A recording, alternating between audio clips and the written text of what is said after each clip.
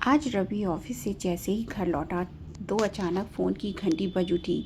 रवि ने फ़ोन उठाया तो दूसरी ओर से आवाज़ आई, हेलो, क्या आप विमला जी के बेटे रवि शर्मा बोल रहे हैं? जी हाँ, मैं रवि बोल रहा हूँ। रवि ने जवाब दिया, मैं आशीर्वाद वृद्धाश्रम से बात कर रहा हूँ। आशीर्वाद वृद्धाश्रम का नाम सुनते ही रवि तुरंत चिंतित स्वर में बोला, जी बोलिए, क्या बात है? मेरी माँ तो ठीक है ना? उन्हें कोई तकलीफ़ तो नहीं है? दूसरी ओर से आवाज़ आई, जी हाँ, आपकी माता जी बिल्कुल ठीक हैं, लेकिन हमें आपसे कुछ ज़रूरी बात करनी थी। दरअसल हमें आपको बताना था कि हमारे वृद्धाश्रम की ज़मीन सरकार ने अपने कब्ज़े में ले ली है और इसके बदले हमें शहर में 10 किलोमीटर दूर दूसरी जगह दी गई है। वहाँ वृद्धाश्रम की बिल्डिंग बनाने का काम अभी पूरा नहीं हुआ है। उम्मीद है कि 1 महीने के भीतर ये काम पूरा हो जाएगा, लेकिन इस पूरी प्रक्रिया में हमारी यही कोशिश है कि वृद्धाश्रम के बुज़ुर्गों को कोई असुविधा ना हो। इसलिए आपसे गुजारिश है कि यदि हो सके तो 1 महीने के लिए आप अपनी माताजी को अपने पास रख लें। जैसे ही वृद्धाश्रम की बिल्डिंग बनाने का काम पूरा हो जाएगा, हम आपको सूचित कर देंगे। ठीक है, मैं कल सुबह ही आकर माँ को वहाँ से ले जाता हूँ। ऐसा कहकर रवि ने फ़ोन रख दिया। फ़ोन सुनते ही रवि कुछ सोच में पड़ गया। तभी उसकी पत्नी कोमल रसोई घर से बाहर आई और बोली, किस सोच में डूबे हैं? किसका फ़ोन था? रवि ने कहा, वृद्धाश्रम से फ़ोन था। वे बता रहे थे कि वृद्धाश्रम शहर से बाहर ट्रांसफ़र किया जा रहा है, इसलिए हमें माँ को कुछ दिनों के लिए अपने पास रखना होगा। क्या? और तुमने हाँ कर दी?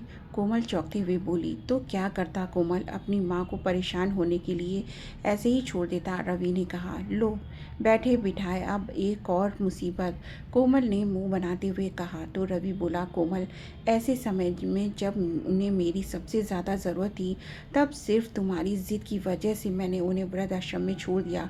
सिर्फ तुम्हारे कारण ही मेरी माँ मेरे साथ नहीं रह पा रही है, और अब मेरी माँ का कुछ दिनों के लिए यहाँ रहना भी तुम्हें मुसीबत लग रहा है? कोमल गुस्से में बोली, रवि, हमारे घर में सिर्फ 2 ही कमरे हैं, तो उनके लिए रहने की जगह कैसे बन पाएगी? और फिर हमारे बेटे सोनू के पेट में इन्फेक्शन की वजह से मैं पहले ही ऑफिस से बहुत सारी छुट्टियाँ ले चुकी हूँ, फिर भी उसकी तबीयत जस की तस बनी हुई है। ना जाने कब ये परेशानी दूर होगी। ऊपर से अब तुम्हारी माँ भी, कहते हुए कोमल नाराज़गी जताते हुए चली गई। अगले दिन रवि सुबह जल्दी उठ गया और तैयार होकर अपनी गाड़ी में बैठकर माँ को वृद्धाश्रम से लाने चला गया। उधर वृद्ध आश्रम में विमला जी को वहाँ की संचालिका ने पहले ही बता दिया था कि आज उनका बेटा उन्हें लेने के लिए आ रहा है और वो अब 1 महीना अपने बेटे के घर पर ही रहेंगी। इतने दिनों बाद अपने बेटे का चेहरा देखेंगी, ये सोचकर विमला जी के चेहरे पर मुस्कान आ गई। लेकिन फिर अगले ही पल इस बात से उदास भी हो गई कि उनका बेटा अपनी मर्जी से उन्हें लेने नहीं आ रहा, बल्कि माँ को अपने साथ रखना उसकी एक मजबूरी है। विमला जी अपने कपड़े एक बैग में रखने लगी। बिस्तर के पास रखी मेज़ पर उन्होंने अपने छोटे से परिवार की एक तस्वीर रखी हुई थी, जिसमें उनके पति रामप्रसाद जी ने अपने 1 साल के बेटे रवि को गोद में उठाया हुआ था। बैग में उस तस्वीर को रखने से पहले उसे उठाकर बड़े प्यार से निहारने लगी और उनके कानों में उनके नन्हे रवि की किलकारियाँ गूंजने लगीं।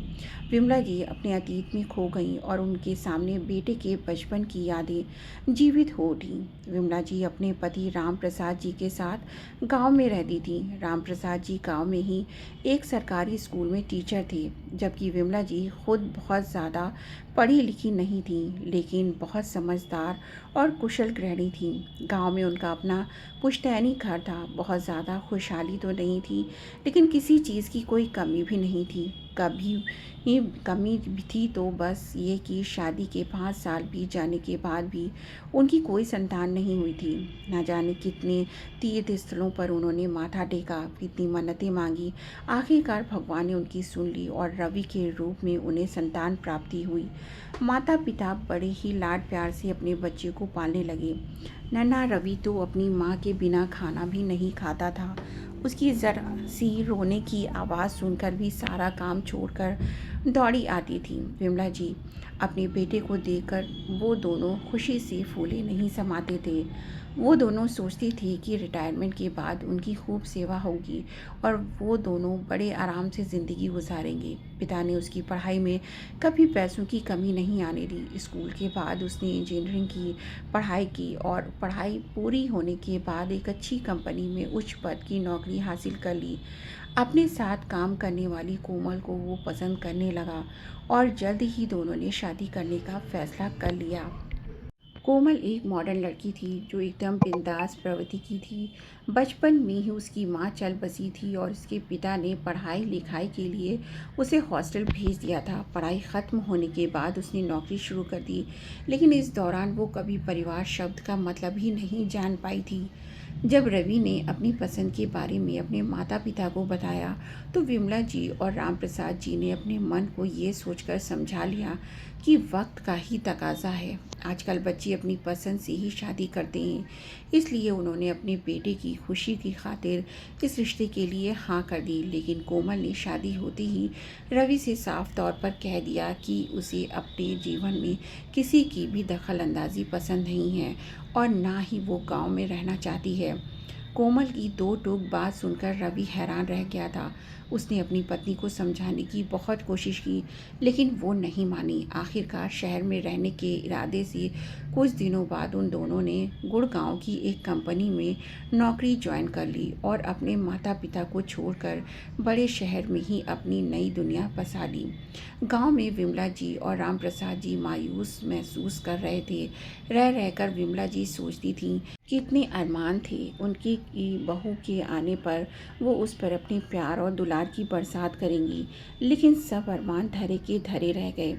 धीरे धीरे समय बीतने लगा। उनका बेटा अब दो बच्चों का पिता बन चुका था और राम प्रसाद जी अपनी नौकरी से रिटायर हो चुके थे। विमला जी और राम प्रसाद जी का बहुत दिल करता कि अपने पोता पोती को खूब प्यार दुलार दें। कभी कभी बच्चों से मिलने जाते भी तो 2-4 घंटे बिताकर वापस आ जाते। उनके बेटा बहू कभी उन्हें अपने साथ रहने के लिए नहीं कहते थे, लेकिन फिर भी दोनों गांव में एक साथ थे तो जीवन की गाड़ी बिना किसी परेशानी के चल रही थी।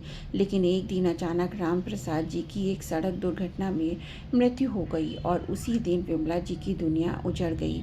वो तो एकदम टूट ही चुकी थी। पिता की मृत्यु की खबर सुनते ही रवि तुरंत अपनी पत्नी और बच्चों को लेकर गांव पहुंच गया और सारी रस्में निभाई। उनकी बहू कोमल औपचारिकताएं निभाकर 4 दिन बाद ही बच्चों को लेकर वापस गुड़गांव लौट आई, जबकि रवि पूरे 15 दिन गांव में ही रुका था। सब कुछ सही तरीके से निपटा कर वो ये कहकर वापस गुड़गांव चला आया कि जल्दी ही माँ को अपने साथ ही गुड़गांव ले जाएगा। एक दिन पड़ोसन हाल चाल पूछने आई तो बातों ही बातों में विमला जी ने उन्हें बताया कि अब उनका बेटा उन्हें अपने साथ शहर ले जाएगा। तो पड़ोसन बोली, अरे विमला, तुम भी क्या बात करती हो? अगर ले जाना ही होता तो पहले ना ले जाता। भाई साहब को गुजरे कितने दिन बीत गए और आजकल की बहू को भी कहाँ पसंद है सास ससुर के साथ रहना। कोई अखबार वगैरह पढ़ती हो या नहीं, आजकल के बच्चे अपने माँ बाप को अपने साथ ज़्यादा नहीं रखना चाहते। ज़्यादा हुआ तो कुछ पैसे देकर अपने कर्तव्य की इतिश्री कर लेते हैं। ये बात सुनते ही विमला जी चौंक गई, लेकिन फिर अपने दिल को समझाते हुए बोली, अरे नहीं, मेरा बेटा ऐसा नहीं है, वो मुझे लेने ज़रूर आएगा। विमला जी ने उनकी बात को नकार दिया था, लेकिन बेटी की राह देखते देखते 6 महीने बीत गए। रवि उन्हें लेने नहीं आया। अब तो अकेलापन उन्हें अवसाद से ग्रसित करने लगा था और वो बीमार रहने लगी थी।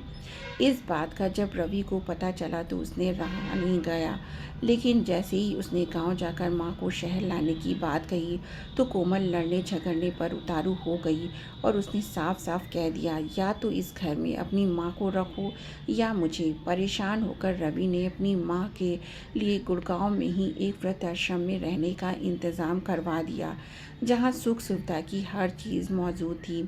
बस नहीं था तो उनका अपना परिवार, लेकिन फिर भी वहाँ उनका अच्छे से ख्याल रखा जाने लगा। विमला जी सुबह उठकर अपने हम उम्र लोगों के साथ योगाभ्यास करती और दिन में कोई धार्मिक पुस्तक पढ़ लेती या फिर बागवानी करने में अपना समय बिताती। धीरे धीरे उनकी सेहत सुधरने लगी थी। आज उन्हें वृद्धाश्रम में आए 5 साल बीत चुके थे। इस दौरान रवि कभी कभी अपनी माँ से मिलने आ जाया करता था, लेकिन इस बार शायद काम में ज़्यादा बिजी रहने की वजह से 6 महीने बीत गए थे, वो उनसे मिलने नहीं आया था। अतीत के समुद्र में गोते लगाती विमला जी अभी ये सब सोच ही रही थी कि पीछे से आवाज़ आई, माँ कैसी हैं आप? रवि ने माँ के चरणों में प्रणाम करते हुए कहा। बेटे का चेहरा देखते ही विमला जी के चेहरे पर एक मुस्कान फैल गई। फिर सब कुछ भूलकर बेटे को ढेरों आशीर्वाद देने लगी। रवि उनका सामान गाड़ी में रखकर उन्हें अपने साथ बिठाकर ले आया। घर पहुंचकर दरवाजे की घंटी बजाई तो कोमल ने दरवाज़ा खोला। आज कोमल ने रवि के कहने पर ऑफिस से छुट्टी ली थी। अपनी सासू माँ विमला जी को सामने देखकर उसने थोड़ी हिचकिचाहट के साथ उनके पैर छुए। रवि उनका सामान अंदर रखने लगा और विमला जी अपनी बहू को देखकर मुस्कुराते हुए उसके सिर पर बड़े प्यार से हाथ फेरने लगी और आशीर्वाद देने लगी। कोमल भी एक फीकी सी मुस्कान के साथ बोली, आइए माँ जी, अंदर आकर बैठिए।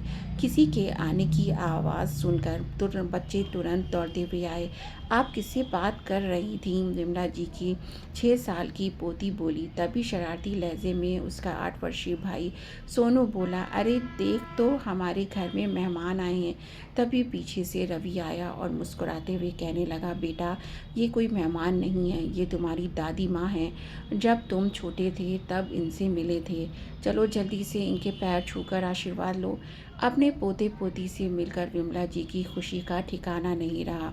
उन्होंने बच्चों को अपने सीने से लगाकर खूब प्यार किया और गुड़िया को तो अपनी गोद में ही बिठा लिया। वे बच्चों के साथ हंसने बोलने लगीं। लेकिन इधर अंदर ही अंदर कोमल के कलेजे पर सांप लौट रहे थे। उसे समझ नहीं आ रहा था कि 2 कमरों के फ्लैट में वो अपनी सासू माँ के रहने का इंतज़ाम कहाँ करे। मन ही मन उसे अपने पति पर गुस्सा भी आ रहा था कि अगर माँ को वृद्धाश्रम से लेकर आना इतना ही ज़रूरी था तो उन्हें गाँव क्यों नहीं छोड़ कर आए। यहाँ मेरे सिर पर बैठाने की क्या ज़रूरत थी। विमला जी अपनी बहू का स्वभाव जानती थी। कोमल का फूला हुआ चेहरा उसकी नाराज़गी साफ बयां कर रहा था, लेकिन उसके इस रवैये को नज़रअंदाज करते हुए विमला जी बच्चों से कहने लगी, अरे बच्चों, तुम्हारी दादी इतने समय बाद तुम्हारे घर आई है तो क्या अपनी दादी को अपना कमरा नहीं दिखाओगे? हाँ दादी, ज़रूर दिखाएंगे, कहते हुए बच्चे अपनी दादी का हाथ पकड़कर अपने कमरे में ले गए। रवि बोला, बच्चों अपनी दादी का सामान भी अपने कमरे में ही रख दो। आज से दादी तुम्हारे पास तुम्हारे कमरे में ही सोएंगी। फिर एक प्यारी सी मुस्कान के साथ बोला, तुम जानते हो तुम्हारी दादी बहुत अच्छी अच्छी कहानियाँ सुनाती हैं। रात को सोने से पहले उनसे कहानी ज़रूर सुनना। इतना सुनते ही दोनों बच्चे खुशी से चहक उठे। कमरे में बैठकर कभी अपनी दादी को अपने खिलौने दिखाने लगते तो कभी उनके साथ गेम खेलने की जिद करने लगते। कोमल ने डाइनिंग टेबल पर खाना लगाया तो विमला जी दोनों बच्चों के साथ खाना खाने के लिए बैठ गईं। रवि भी हाथ धोकर आ गया था। कोमल रसोई में सबके लिए गर्मा गर्म रोटियां सेक रही थी। तभी विमला जी बोली, एक बात तो अच्छी हो गई बेटा, बहुत दिनों से मेरा भी बच्चों के साथ समय बिताने का बहुत मन कर रहा था। भगवान ने मेरी ये इच्छा भी पूरी कर दी। अब तो चाहे भगवान अपने पास भी बुला ले तो भी कोई गिला नहीं। माँ की ये बात सुनकर रवि की आंखों में आंसू भर आए, लेकिन उन्हें किसी तरह छुपाते हुए वो खाना खाने लगा। सब लोग बड़े चाव से खाना खा रहे थे, लेकिन सोनू ने केवल थोड़ा सा ही खाना खाया और प्लेट सरकाते हुए बोला, बस मुझे और भूख नहीं है। ये देखकर विमला जी बोली, अरे बेटा, तुमने तो बिल्कुल भी नहीं खाया। खाना नहीं खाओगे तो खेलने की ताकत कैसे आएगी? तभी रवि बोला, माँ सोनू के पेट में इन्फेक्शन चल रहा है, जिसकी वजह से उसे अक्सर पेट दर्द और उल्टी की शिकायत रहती है और भूख भी नहीं लगती। विमला जी चिंतित होकर बोली, तो बेटा डॉक्टर को क्यों नहीं दिखाया? दिखाया था माँ, पर दवाइयों का कुछ खास असर नहीं हो रहा, कहते हुए रवि भी चिंतित हो उठा। रात के समय विमला जी के सोने का इंतज़ाम बच्चों के कमरे में ही कर दिया गया। बच्चे दादी के आने से बहुत खुश थे। सोने से पहले विमला जी ने उन्हें माखन चोर कान्हा जी की कहानी बड़े ही रोचक ढंग से सुनाई। दोनों बच्चे बड़े ध्यान से दादी की कहानी सुनने लगे। विमला जी को आया भी एक दिन भी नहीं हुआ था कि दोनों बच्चे उनसे बहुत अच्छे से घुल मिल गए थे। अगले दिन सुबह जब कोमल की आँख खुली तो देखा कि घड़ी में 7 बज रहे थे। ऑफिस को देर हो जाएगी ये सोचकर जल्दी से उठी और नहा धोकर अपने और बच्चों के लिए 2 मिनट में नूडल्स बनाने के लिए रसोई घर की ओर दौड़ी। लेकिन जैसे ही वो अपने कमरे से बाहर निकली, ये देखकर हैरान रह गई कि रसोई घर खाने की खुशबू से महक रहा था। उसकी सासू माँ ने सुबह सुबह ही आलू गोभी की सब्जी और गर्मा गर्म पराठे बना दिए थे। ये देखकर कोमल को थोड़ी शर्मिंदगी महसूस हुई, लेकिन दूसरे ही पल विमला जी के प्यार भरे शब्दों ने उसकी शर्मिंदगी दूर कर दी। अरे उठ गई कोमल बेटा, तुम ऑफिस के लिए तैयार हो जाओ। मैंने सबकी टिफ़िन तैयार कर दिए हैं। चाय नाश्ता भी तैयार है। जल्दी से नाश्ता कर लो, नहीं तो ऑफिस जाने में देर हो जाएगी। विमला जी बोली, ठीक है माँ जी, लेकिन पहले मैं बच्चों को तैयार कर देती हूँ। मुस्कुराते हुए कोमल ने कहा। तभी पीछे से बच्चों की आवाज़ आई, माँ हमें तो दादी ने तैयार कर दिया है। आज तो हम दादी के साथ ही सुबह सुबह उठ गए थे। ये सारा नज़ारा देखकर कोमल हैरान रह गई। ऑफिस में लंच टाइम हुआ तो कोमल ने अपना टिफ़िन खोला। उसके टिफ़िन को देखते ही उसके सहकर्मी हैरान रह गए और बोले, कमाल है कोमल, आज तुम नूडल्स या सैंडविच की बजाय पराठे और सब्ज़ी लेकर आई हो और इतनी शानदार खुशबू आ रही है कि खाने का मन कर रहा है। लेकिन तुम्हारी जीवन शैली में इतना परिवर्तन कैसे आया? तुम्हें तो सुबह सुबह खाना बनाने का समय ही नहीं मिलता। तब कोमल बोली, दरअसल बात यह है कि कुछ दिनों के लिए मेरी सासू माँ हमारे घर रहने आई है। ये सब उन्होंने ही बनाया है। कोमल और उसके सहकर्मियों ने देसी घी के पराठे और चटपटी आलू गोभी की सब्ज़ी का आनंद लिया और सब लोग वाह वाह करते हुए उंगलियां चाटते ही रह गए। शाम को जब कोमल और रवि घर लौटे उस समय तक बच्चे भी घर आ चुके थे। कोमल के आते ही गुड़िया बोली, मम्मी आज हमें स्कूल में टिफ़िन खाने में बहुत मज़ा आया। हर रोज़ मैगी नूडल्स और सैंडविच खा खा कर हम बोर हो गए थे। फिर सोनू ने कहा, हाँ मम्मी, आज तो मैंने भी अपना टिफ़िन पूरा ख़त्म किया और मुझे पेट में दर्द भी नहीं हुआ। सच? सोनू की तबीयत में सुधार देखकर कोमल और रवि खुश होते हुए बोले। तभी विमला जी सोनू को सहलाते हुए बोली, और आगे से कभी दर्द होगा भी नहीं। अब देखना तुम बिल्कुल ठीक हो जाओगे। अपने बच्चों को दादी माँ का प्यार मिलते देखकर रवि बहुत खुश था। विमला जी ने देखा कि दोनों बच्चे थोड़ी थोड़ी देर बाद बाजार के चिप्स और बिस्किट की डिमांड करते थे। उन्होंने बच्चों के लिए घर पर ही देसी घी और आटे के बिस्किट, आलू के चिप्स और नमकीन मठरी बनाकर रख दी। दादी के बनाए हुए इन स्नैक्स के आगे अब बच्चों को पैकेट फूड बेकार लगने लगा था और साथ ही उनकी सेहत में भी सुधार हो रहा था। सासू माँ के आने से कोमल को तो जैसे बच्चों की चिंता ही नहीं रही थी। बच्चों के स्कूल से आने के बाद विमला जी उनकी खूब संभाल करती, गर्मा गर्म खाना बनाकर खिलाती। घर में रेडी टू ईट खाने के पैकेट आने बंद हो गए थे। सब लोग घर पर बना गर्मा गर्म और ताज़ा खाना खाने लगे थे। जो बच्चे पहले स्कूल से आते ही टीवी या मोबाइल में बिजी हो जाते थे, वो बच्चे अब अपनी दादी माँ के साथ समय बिता रहे थे।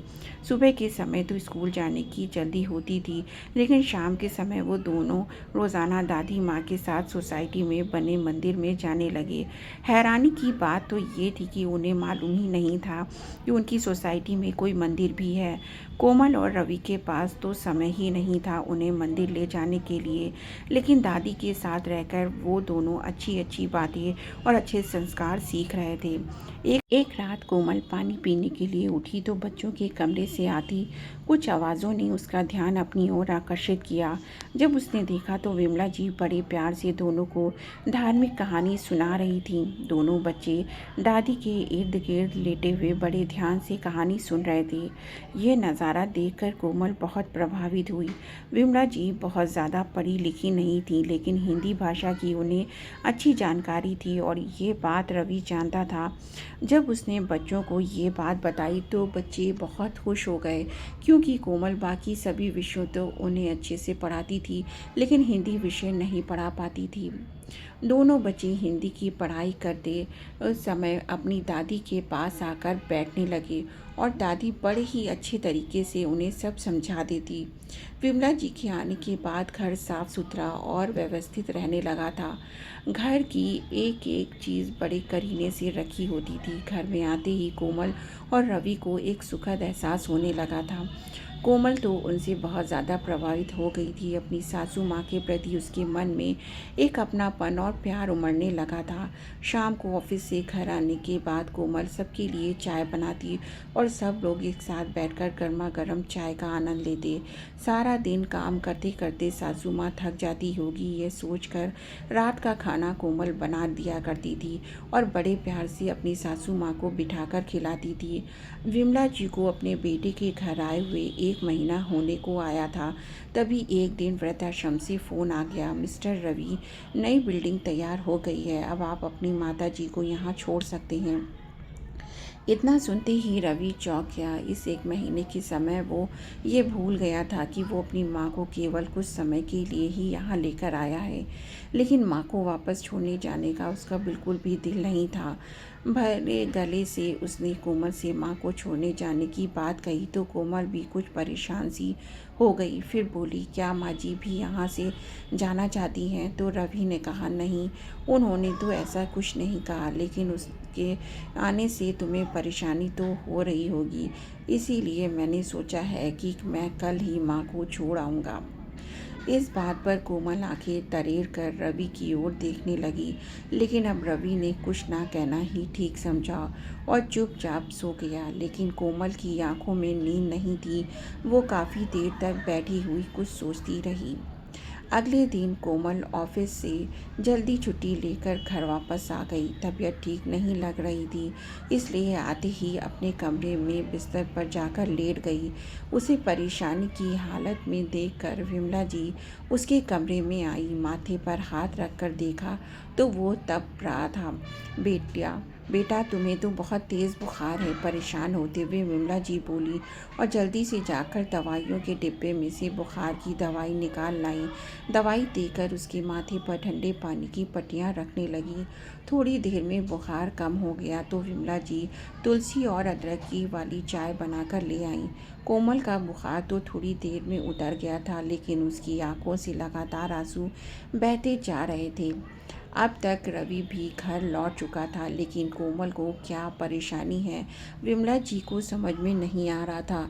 बिना कुछ बताए वो बस रोती ही जा रही थी, लेकिन शायद रवि को कोमल के रोने का कारण पता था, इसलिए उसने जानबूझकर अपनी माँ को वृद्धाश्रम छोड़ने के लिए उनका सामान पैक करना शुरू कर दिया। तभी कोमल अपनी सासू माँ से लिपट कर फूट फूट कर रोने लगी और बोली, माँ जी, मुझे माफ़ कर दीजिए, आपके प्यार को समझने में मैंने बहुत देर कर दी। बचपन से ही ईश्वर ने मुझे माँ के प्यार से वंचित रखा और जब सासू माँ के रूप में मुझे माँ मिली तो मैं आपकी ममता को पहचान ही नहीं पाई। ऐसा निस्वार्थ प्रेम तो केवल एक माँ ही अपने बच्चों के साथ कर सकती है। अपनी बहू कोमल के मुंह से अपने लिए प्यार भरे शब्द सुनकर विमला जी भी भावुक हो उठी और उनकी आंखों से आंसू बहने लगे। तभी कोमल बोली, माँ जी, अब आप अपनी इस बेटी को छोड़कर कहीं नहीं जाएंगी, आप यहीं हमारे साथ रहेंगी। इस आधुनिक जीवन की भागदौड़ में मैं आज तक समझ ही नहीं पाई थी कि हमारे बड़ों का हमारे जीवन में कितना महत्व है। दादा दादी द्वारा दिए गए संस्कार और शिक्षा का बच्चों के जीवन पर कितना सकारात्मक प्रभाव पड़ता है, ये मैंने आपके साथ रहने के बाद देखा। सच कहूँ तो परिवार शब्द का अर्थ भी मुझे आपके साथ रहने के बाद ही पता चला है। माँ जी, अब तो मुझे आपसे तरह तरह के पौष्टिक पकवान बनाने भी सीखने हैं। अब तो मैं आपको कहीं नहीं जाने दूंगी। ऐसा कहते हुए उसने अपनी सासू माँ के गले में अपनी बाहें डाल दी और फिर रोने लगी। चल हट पगली, इतना भी कोई रोता है क्या? विमला जी ने उसे प्यार से छिड़कते हुए कहा और उसकी आंखों के आंसू पोंछते हुए बोली, अरे अपनी बहू से इतना प्यार पाने के बाद मैं उसे छोड़कर कैसे जा सकती हूँ।